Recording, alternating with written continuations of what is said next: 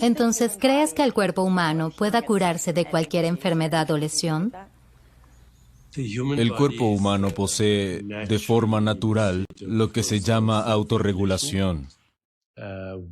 En términos biológicos se conoce como homeostasis. Es nuestro estado natural. Ahora bien, dicho esto, 5% de lo que llamamos enfermedades genéticas que tienen que ver con penetrancia genética. Esto significa que no sabemos cómo detener su expresión. 5%. En ese 5% hay una relación 1 a 1 con la mutación genética. Una mutación es un error. Es como un error tipográfico en el gen. Es la palabra que se hizo carne, por decirlo de alguna forma. En ese 5% de momento, no sabemos cómo funcionaría la autorregulación o la sanación. Un buen ejemplo puede ser la mutación genética de Angelina Jolie, relacionada con el cáncer de mamas. La mayoría de las mutaciones genéticas no son así. Esto incluye el cáncer, enfermedades autoinmunes, trastornos degenerativos, propensión a la inflamación, enfermedades cardíacas, infecciones. La mayoría de estas enfermedades tienen que ver con nuestra experiencia de la vida. Y no solo con nuestra experiencia, sino con nuestra interpretación de la vida. En Supergenes dices que somos usuarios de nuestros genes y nuestro cerebro. ¿Puedes explicarlo? Sí, claro. Cada experiencia que tenemos, esta experiencia que estamos teniendo ahora mismo, mirando este escenario hermoso, el océano que podemos ver afuera, esta es una experiencia perceptiva. Al mismo tiempo, puedes tener una experiencia mental de pensamientos, sentimientos, emociones y deseos. ¿Dónde está sucediendo esa experiencia? La respuesta simple es que está sucediendo en la conciencia. ¿Dónde está esa conciencia? Es una pregunta muy difícil de responder. A nivel científico se llama problema difícil de la conciencia. La conciencia no tiene forma, la materia no tiene forma. Tu cerebro tiene forma, tu cuerpo tiene forma, tus pantalones tienen forma, este micrófono tiene forma, todo tiene forma. Pero donde esta experiencia está sucediendo, lo que llamamos conciencia, no tiene forma. Lo que quiere decir que no se ubica en un espacio-tiempo. Por lo tanto, algunos de nosotros creemos que la conciencia no está en el espacio-tiempo, que se proyecta como el cuerpo y como el universo. El cuerpo tiene un cerebro, que es parte de esa proyección. Los genes crean el cuerpo. ¿Sabes? Como tus padres vuelven de ese picnic y no conciben fertilizando un huevo. Eso es una forma. Pero la experiencia no sucede en el reino de la forma. Sucede en una dimensión amorfa, en la conciencia que eres tú. Lo que vemos son los genes que crean el cerebro y el cuerpo. Y estos toman forma a través de la experiencia. Los genes son el reservorio de las experiencias de nuestros padres y antepasados. Y si vamos más atrás, de el comienzo de la vida. Todo eso es una actividad de la conciencia. Cada pensamiento, cada emoción, sentimiento, entendimiento, percepción, relación personal, interacción social, entorno, cada bocado de chocolate o cualquier otra cosa que hagas con el cuerpo, dormir mucho o poco, estar o no estar estresado, todo eso modula la actividad de los genes. Incluso este momento respirar, digerir, metabolizar, eliminar todo el mundo de experiencias sensoriales, oído, tacto, vista, gusto y olfato, nuestro mundo interior de pensamientos, sentimientos, emociones, recuerdos, imaginación, creatividad, intuición. Todo eso regula la actividad de los genes y el cerebro, porque las redes neuronales están hechas de proteínas, que a su vez están hechas de ADN y ARN, que serían algo así como la fábrica. El ARN es la fábrica en la que el cuerpo se esculpe y toma forma. Entonces, no somos nuestros genes ni nuestro cerebro. Somos los usuarios de los genes y el cerebro que, en última instancia, son experiencias en la conciencia. Son símbolos. El cerebro, el cuerpo, incluso la mente, son símbolos. Formas de conocer, sentir, pensar, percibir el mundo, los 5 sentidos. Es maravilloso la forma en la que sucede. El universo participa en la creación de todo lo que sucede, tanto dentro de tu cuerpo como de tu mente y en tu experiencia del mundo. En Supercerebro dices que la vida no es buena en sí misma, sino que nuestra actitud es buena. Tiene que ver con cómo percibes las cosas. Si nuestras experiencias pasadas y condicionamientos colorean el lente a través del cual vemos el mundo, ¿cómo cambiamos ese lente cuando nos enfermamos? Todos tenemos una mente condicionada. Cuando nace una persona, se le otorga un nombre, una identidad, una cultura, una religión, una nacionalidad. Básicamente se crea una identidad ficcional en un campo de posibilidades infinitas. Cuando nace un bebé, experimenta todo por sí mismo, lo que ve, escucha y siente. Luego nosotros le explicamos cuál es su nombre, qué es un árbol. Entonces separamos objeto y sujeto, pero es artificial. No hay un yo por un lado y el universo por otro. Yo soy la actividad del universo. Pero como resultado de nuestro condicionamiento que puede tener que ver con nuestros padres, educación, religión, cultura, historia, economía, creamos una identidad individual. Algunas personas tienen un condicionamiento aceptable. Sus padres le dicen, eres un regalo del universo, eres la encarnación de la divinidad. Lograrías alcanzar cosas extraordinarias y hacer cosas maravillosas. Este tipo de programación influye en todo. Desde el pensamiento, las emociones, la percepción, la biología. Si un niño recibe mucha atención, afecto, aprecio, aceptación, amor, alegría, todo eso crea una biología, una autorregulación homeostática y saludable. Pero si el niño no recibe esta aceptación, afecto y aprecio, se crea un sentimiento de separación o temor que en última instancia se expresará como ira, hostilidad o resentimiento, agravios, culpabilidad, vergüenza o depresión. Eso crea separación. Es casi un cliché. De un lado está el amor, del otro el miedo.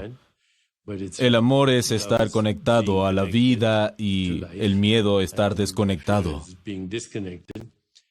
El miedo es la base de todas las otras emociones que mencioné. Las disfuncionales generan una interrupción de una adecuada homeostasis, de la autorregulación que, como ya dijimos, genera enfermedad. Empieza como malestar que luego se convierte en enfermedad. Cada vez hay más evidencias que muestran la influencia de los condicionamientos tempranos, incluso antes de empezar a hablar, porque los bebés responden al lenguaje corporal, miran los movimientos de los ojos, el tono de la voz, las expresiones faciales, los gestos e intentan decodificarlos. ¿Esta persona es amorosa o amigable? No lo hacen con palabras, sino a partir de las sensaciones. Y así comienza a programar su cerebro límbico, que es el cerebro emocional. El cerebro límbico está conectado al sistema endocrino, al hipotálamo, glándula pituitaria y todo lo demás en el sistema inmunológico. Así que el trauma emocional es el comienzo de la enfermedad y se remonta a los recuerdos de la primera infancia. ¿Podemos corregirlo? Sí, podemos. En primer lugar, convirtiéndonos en testigos de nuestros propios pensamientos, sentimientos, emociones y percepciones. No tratar de ser positivo, eso es exasperante. Las personas positivas son exasperantes porque son tan artificiales. Pero aprendiendo a ser testigo de tu mundo interior, sensaciones, imágenes, sentimientos, pensamientos, preguntándote por qué tienes las creencias que tienes. No soy lo suficientemente bueno, no soy lo suficientemente digno, no soy atractivo o lo que sea.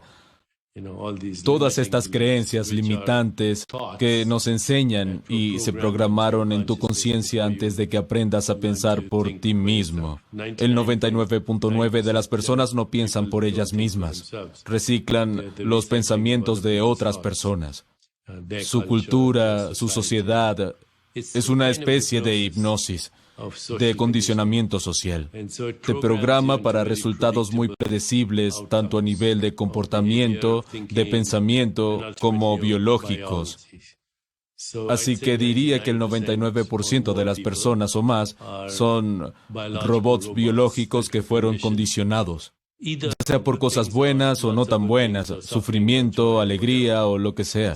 Personalmente, creo que la situación ideal sería no estar condicionado ni por las cosas buenas ni por las malas, sino poder ser independiente de ellas para que puedas llegar a una parte más profunda de ti mismo, que es un campo de pura potencialidad, infinitas posibilidades, creatividad ilimitada, amor, alegría, compasión, paz, ecuanimidad. Y desde ahí puedas tomar las decisiones que son las más adecuadas para ti y para tu sistema biológico en cada momento. Si tienes que planear esto, es otra forma de condicionamiento, pensamiento, programación, estrés y todo eso. Así que es la elección correcta en el momento adecuado para la situación correcta, tal como sucede, sin resistencia, sin anticipación, sin arrepentimientos, justo en el momento tal como es. Lo puedes programar en este momento de la forma que quieras. Para llegar a ese nivel más profundo de ti mismo, ¿es la meditación una de las herramientas? Correcto. Hay muchos tipos de meditación. Hay meditaciones que requieren autorreflexión. Entonces te sientas en silencio y te preguntas, ¿quién soy? No sabes la respuesta, pero si sigues preguntándotelo y te mantienes con la pregunta, vas a darte cuenta de que quien eres no tiene nombre ni forma, es solo esa conciencia. Hay otras formas de autorreflexión. ¿Qué quiero hacer? La mayoría de la gente está haciendo cosas y en realidad saben por qué la están haciendo, ya sea ganar dinero en la bolsa, comprar una casa hermosa o un yate. En realidad no saben por qué hacen lo que hacen, probablemente porque otras personas hacen lo mismo. Es una especie de carrera para conformarse. ¿Cómo puedo estar más conforme con el vecino? Es otra vez ese robot biológico. Tienes que preguntarte, ¿por qué hago lo que hago? ¿Cuál es el verdadero propósito? Lo que te lleva a la tercera pregunta. ¿Por qué estoy agradecido? Y la cuarta, ¿cuál es mi propósito? No viniste a este mundo a comprar un yate, un avión privado, y que ese sea tu legado. Viniste a este mundo con el fin de averiguar quién eres.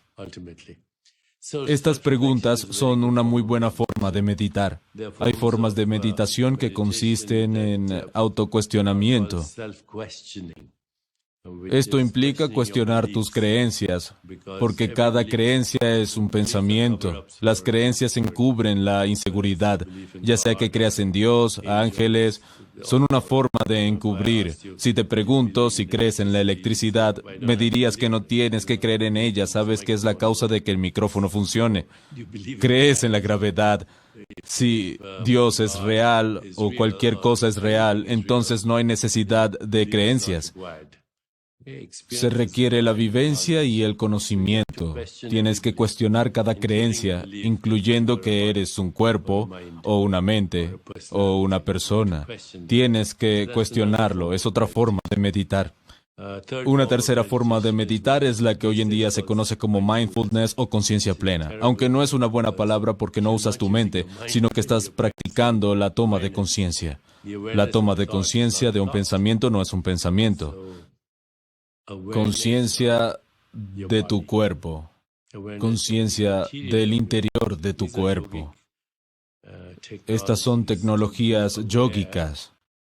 Tomar conciencia sin etiquetas, sin juicios, evaluaciones, análisis, solo tomar conciencia. Que puedas practicar conciencia corporal, tomar conciencia del interior de tu cuerpo, conciencia de tu corazón, de tu hígado, de tus riñones. Algo que en la tradición yógica se conoce como pratyahara. Quiere decir retirada de los sentidos. Percepción es experimentar al mundo. Retirar los sentidos es experimentar lo que está pasando dentro. La conciencia del espacio mental, pensamientos, sentimientos, emociones, imaginación. No la imaginación, sino la conciencia de lo que se está imaginando. Conciencia de saber. Tomar conciencia de las relaciones personales, sociales, con el medio ambiente y con el universo. Luego está lo que llamamos trascendencia, que utiliza la técnica de los mantras. Es el tipo de meditación que hacemos aquí, además de las otras que mencioné. El mantra es un sonido que compite con tus pensamientos y en última instancia te lleva a un lugar donde no hay mantra ni pensamiento. Y solo te queda lo que llamamos conciencia pura. Mientras practicamos estas técnicas, nos ponemos en contacto con nuestro ser y conciencia esenciales, lo que en las tradiciones espirituales a menudo llaman el alma. Pero si usamos la palabra alma, se generan expectativas, piensan que dentro del cuerpo hay un fantasma. Pero claro que no, es solo conciencia fundamental. Cual no habría experiencia del mundo, del cuerpo, de la mente o de cualquier cosa. Necesitamos conciencia para experimentar cualquier cosa. Entonces, entendimiento, conciencia, espíritu, alma. Espíritu y alma son palabras con mucha carga. Dios, también se han hecho tantas interpretaciones. Lo mejor es decir que el ser esencial, la conciencia esencial no sufre. En ella transcurren todas las experiencias. Conocemos todas las experiencias y toman forma todas las experiencias. Una vez que lo entiendes, te das cuenta de que todo lo que hay es conciencia. Su actividad es modulación, fluctuaciones de formas modificadas, corriente de excitación que llamamos cuerpo mental universal. En este nivel eres el creador de todo lo que vives. No hay necesidad de preocuparse por la sanación, enfermedad o ninguno de estos conceptos. Todos son conceptos porque el cuerpo en sí es un concepto. Una vez que se llega a ese nivel encontramos bienestar, pero ¿tiene la meditación beneficios físicos? Si tu cuerpo es una proyección, entonces puedes actualizar la película. Ya sabes, actualizar la ilusión. Pero sí puedes tener beneficios fisiológicos. Básicamente, una mejor experiencia de la proyección de la conciencia que llamamos mente y cuerpo. Bien, hablemos del microbioma. Volvamos al principio. Tus padres se enamoraron. Había un destello de deseo en sus ojos. y el resultado fue un óvulo fertilizado. Esta es una sola célula. Esta célula se divide aproximadamente 50 veces y se forma un bebé, que es 100 billones de células. Tienes más células que estrellas en la galaxia. Todas vienen de esa primera célula que se convirtió en 2, 4, etc. Este proceso se llama morfogénesis y diferenciación. Morfogénesis significa dar forma y diferenciación, cómo una célula se convirtió en todas esas células, ojos, nariz, uñas, genitales, folículos capilares, hígado, riñones, vaso, todos son partes de una célula. Esta célula pasó un proceso de diferenciación, no de separación. Una se convirtió en muchas, pero todos están conectados a la fuente. Esto viene de 23,000 genes que adquiriste, la mitad de tu madre y la mitad de tu padre. ¿Qué es un gen? Un gen es un tramo de ADN. La gente escuchó la palabra ADN. Todo el mundo habla de ADN. ADN significa ácido desoxirribonucleico y básicamente son 4 productos químicos: adenina, guanina, citosina y timina. Y en resumen podemos decir A, T, C y G. Es el alfabeto de la vida, sin importar de qué forma de vida se trate. Un plátano o un mosquito, un hipopótamo, un cocodrilo o un ser humano. Solo 4 letras. En inglés sumamos 26 letras. La vida usa 4. Eso es ADN y está alojado en 46 cromosomas que son parte del óvulo fertilizado. Un gen es un tramo de ADN. Piensa en tus cromosomas, como una escalera de caracol. Así es como las personas miran fotos del ADN. Hay peldaños en esta escalera de caracol. Esas son las moléculas de ADN.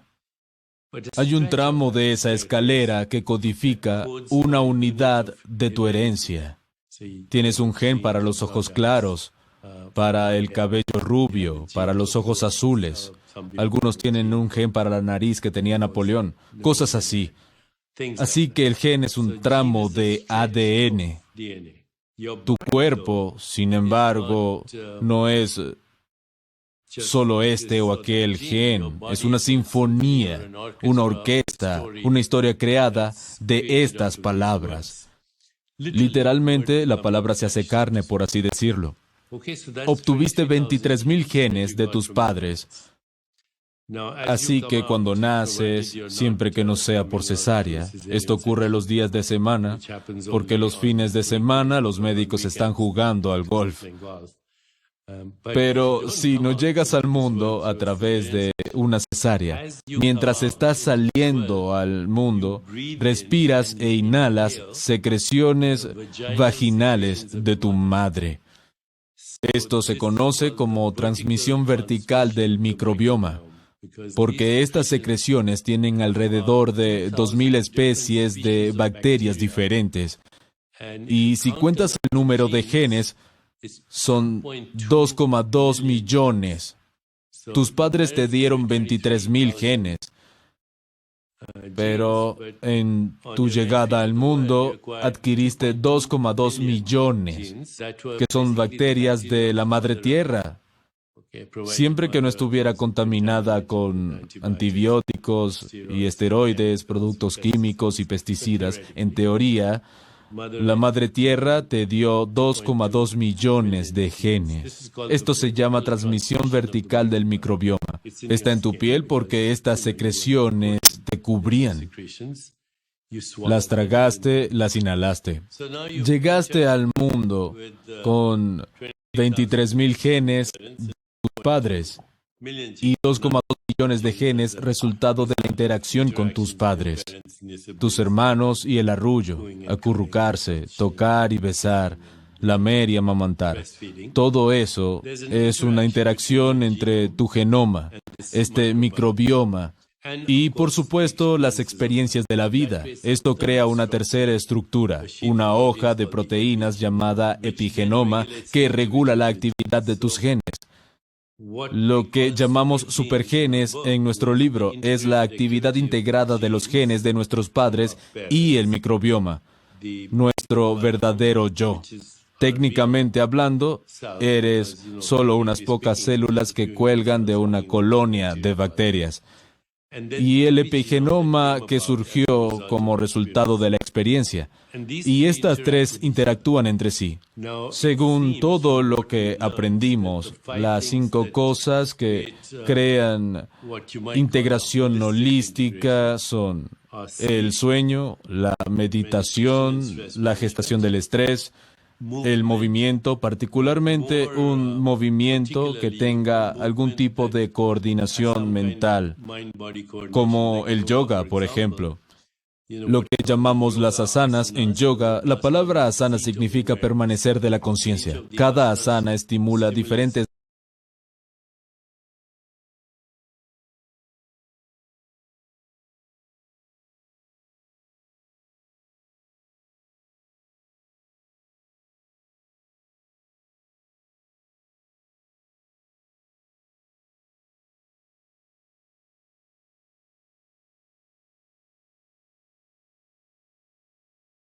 nervios que van a distintos órganos del cuerpo. Los saludos al sol, por ejemplo, estimulan el nervio vago que va del cerebro a las cuerdas vocales, influyendo en las expresiones faciales, respiración, corazón, todos los órganos del cuerpo. Este tipo de coordinación mental y estimulación del nervio vago influyen en todo, el microbioma, la regulación biológica, la variabilidad del ritmo cardíaco, etc. La tercera cosa es el movimiento, que influye en la autorregulación, la integración entre el genoma, el epigenoma y el microbioma. La cuarta cosa es respirar. Ahora la mayoría de la gente no respira adecuadamente porque no están presentes. Si estás presente, entonces tu respiración tiene una cierta cualidad. En las tradiciones yógicas hay cientos de técnicas de respiración. Los estudiantes de yoga las aprenden. Por ejemplo, la respiración Ujjayi, la respiración de las fosas alternadas, Bhastrika o respiración del fuelle. Todas estas técnicas de respiración tienen efectos muy profundos en el sistema nervioso visceral que va a diferentes partes del cuerpo. Entonces, el primero es dormir, el segundo es meditar y regular el estrés, el tercero es la respiración y el movimiento de yoga, el cuarto son las emociones. Cuanto más te conecten a la vida tus emociones, lo que las tradiciones orientales llaman emociones divinas, amor, compasión, alegría, ecuanimidad, aquellas que nos ayudan en la autorregulación, y otras emociones como culpa, vergüenza, depresión, ira, hostilidad, resentimientos, agravios, que perturban la autorregulación. Y lo último es la comida. Si tu comida está contaminada por antibióticos, esteroides, hormonas, pesticidas, que son los mismos productos petrolíferos que se usaban en los campos de batalla en Vietnam, el llamado agente naranja. Si tu comida está fabricada, procesada con toda esa basura, va destruyendo el microbioma. El microbioma, a través de los metabolismos, envía mensajes a tu genoma, diciendo que hay una guerra en marcha. El gen reacciona como si hubiera una guerra. El resultado es la inflamación. La inflamación perjudica el epigenoma, causando más inflamación. Es como si matases a algunos terroristas, pero estás causando muchísimos daños colaterales. Los terroristas les dicen a los tipos sanos, esta gente me está matando, únete a mí. Así el terrorismo se vuelve más grande y es lo que genera enfermedad. En un nivel muy simple: sueño, meditación, movimiento, respiración, emociones y alimentos.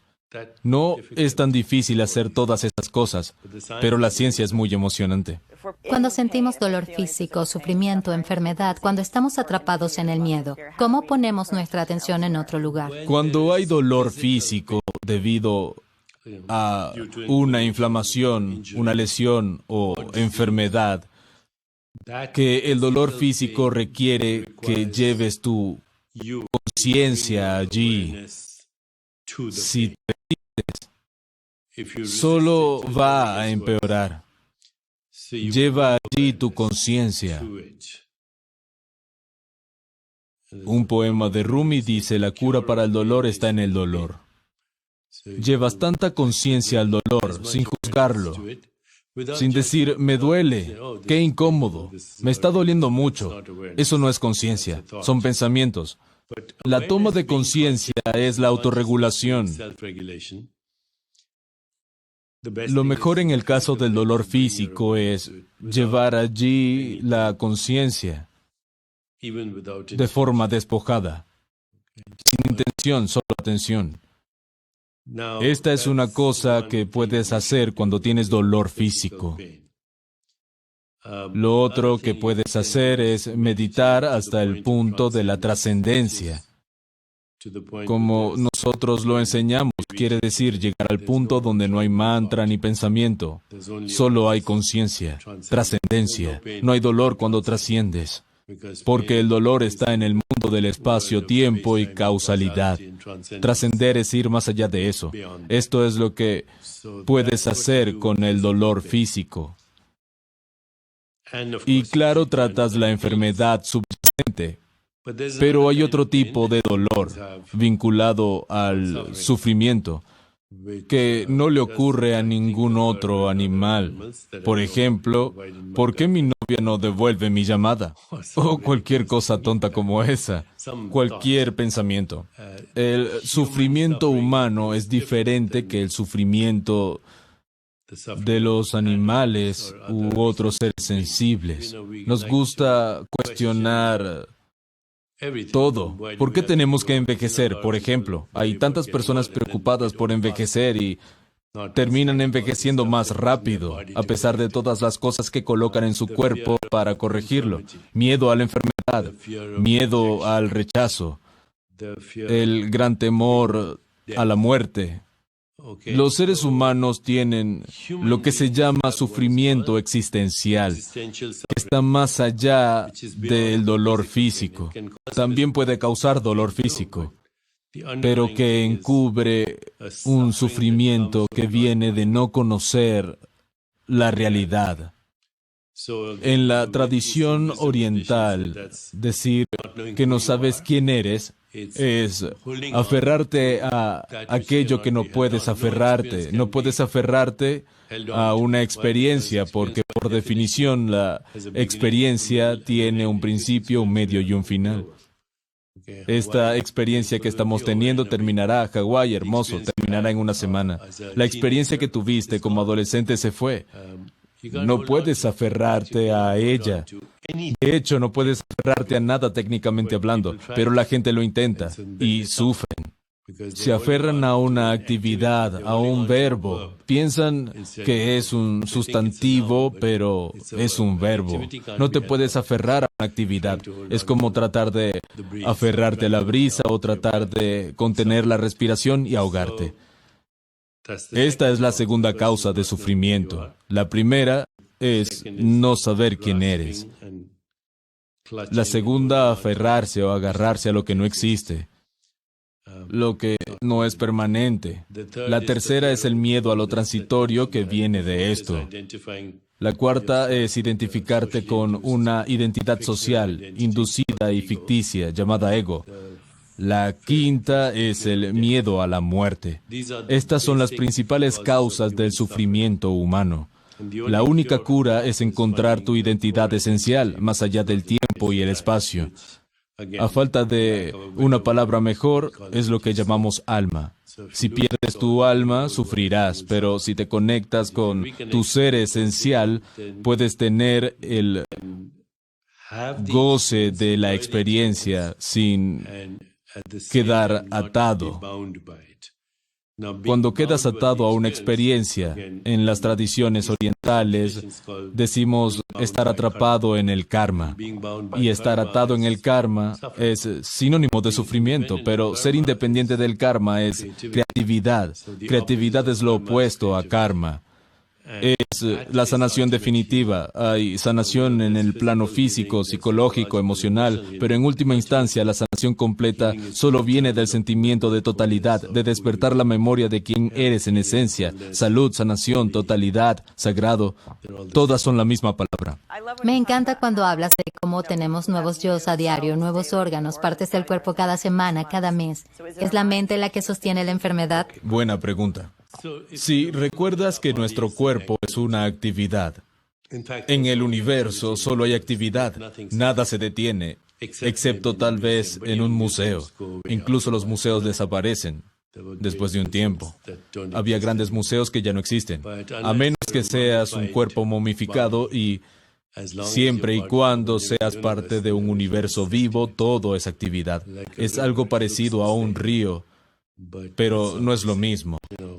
Heráclito, el filósofo griego, dijo, ningún hombre puede cruzar el mismo río dos veces, porque ni el hombre ni el agua serán los mismos.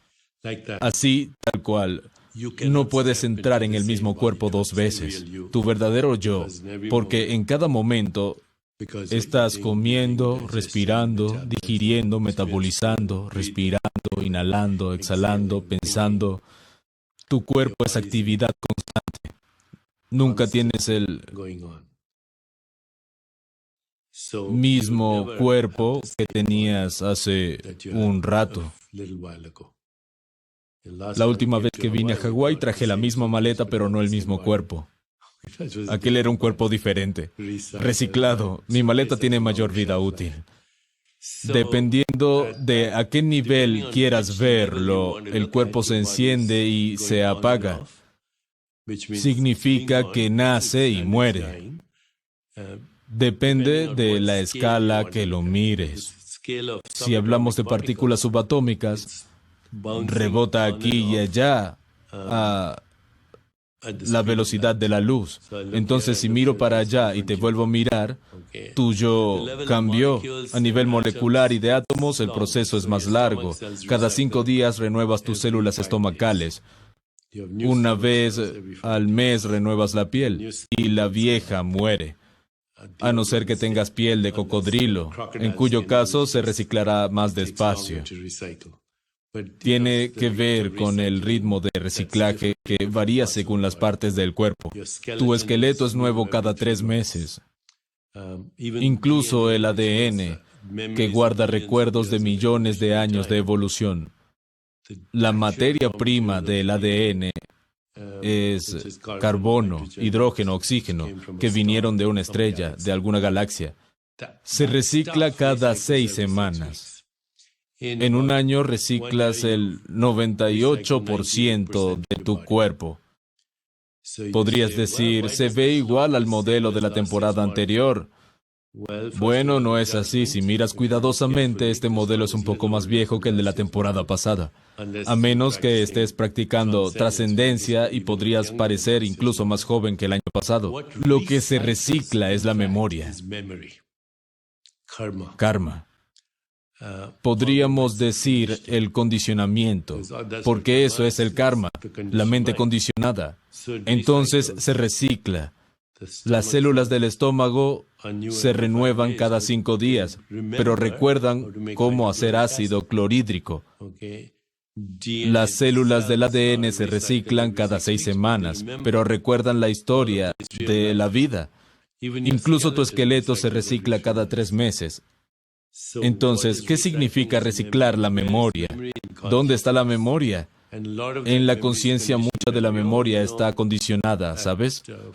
A los 45 años debes tener la menopausia, a los 65 ir a Florida y luego a un hogar de ancianos con un catéter o algo así.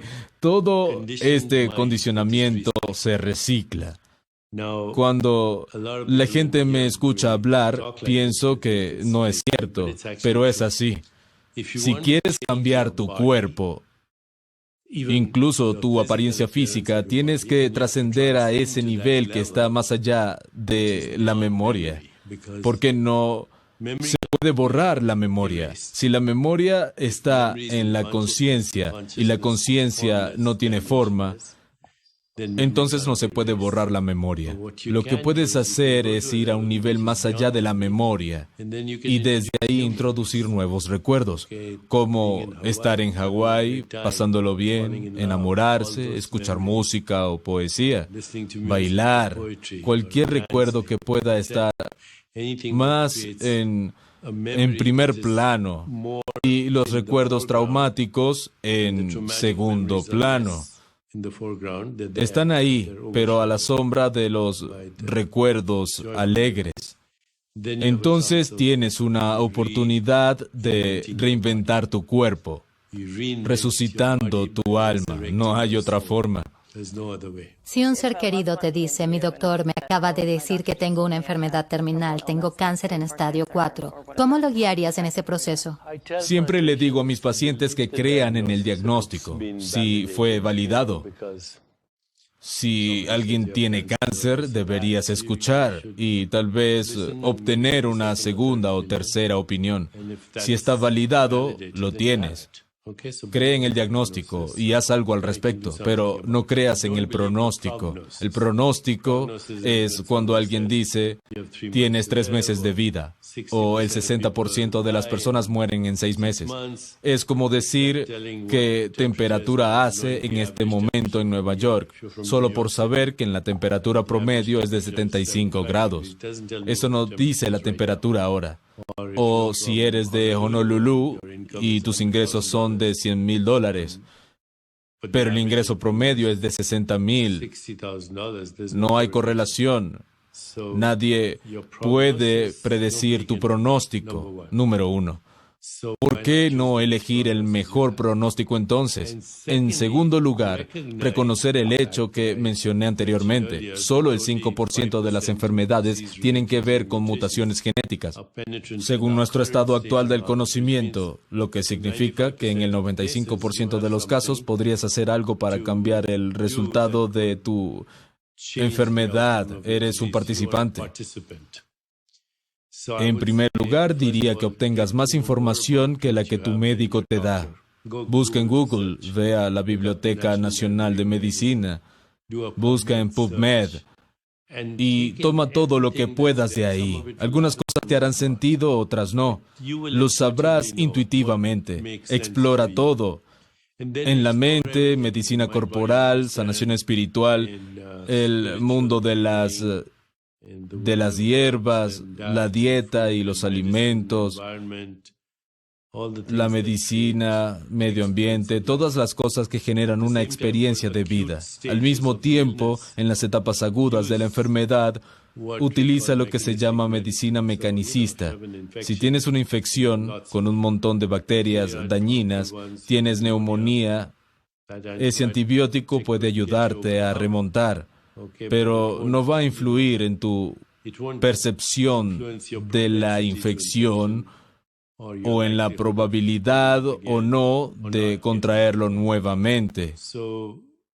La medicina es útil, la medicina farmacéutica, las intervenciones terapéuticas, cirugía, etc., son útiles. Yo diría que 5% o 10% en las enfermedades agudas. Si tienes una enfermedad crónica, cáncer, una enfermedad cardíaca, enfermedades terminales, utiliza un enfoque holístico.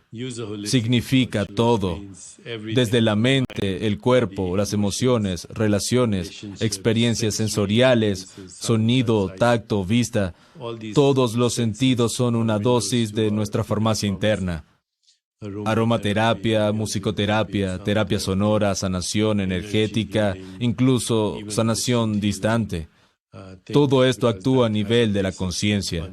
Toque terapéutico, reiki, hipnosis, meditación, todo lo que pueda influir en la experiencia de mente, cuerpo, emociones, incluidas las relaciones. Dormir bien.